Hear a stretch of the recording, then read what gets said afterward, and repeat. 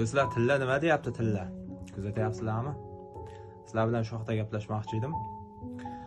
Albatta o'zimning fikrim, xulosalarimni sizlar bilan baham ko'raman, faqat analiz sifatida qabul qilinglar, signal emas. Qo'llab-quvvatlab tursanglar bo'ldi.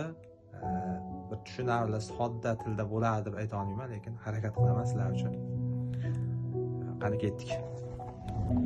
Mana tillarning ahvoli va grafiki bu tillarni D1 time frame'da man eslatib o'tib ketaman.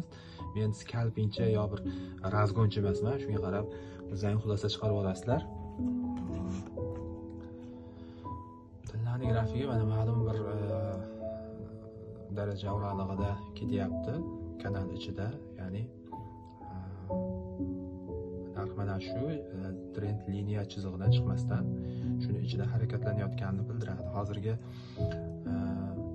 bir globalniy desak qanaqa bo'lar ekan, notinchlik, bir yangiliklar, siyosiy yangiliklar tufayli keskin mana shu tillarni narx oshib ketayotganini ko'rib turishingiz mumkin. Mana shu darajada ta'sir qilyaptiki tillaga. Juda keskin sur'atlarda uchib ketayotganini ko'rib turishingiz mumkin. Mana hozir narx mana shu yerga tegib, mana shu darajagacha chiqib borishini taxmin qilib turibman, yuqori ehtimol bilan. O'shangacha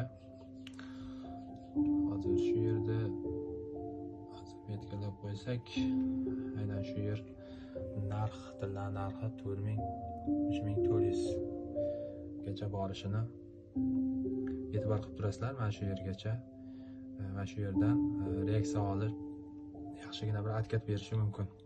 Yaxshigina qulash bor, baribir shuncha yurib qo'ygandan keyin kamida bir 50% ni qoplash kerak-da. Hozircha shular.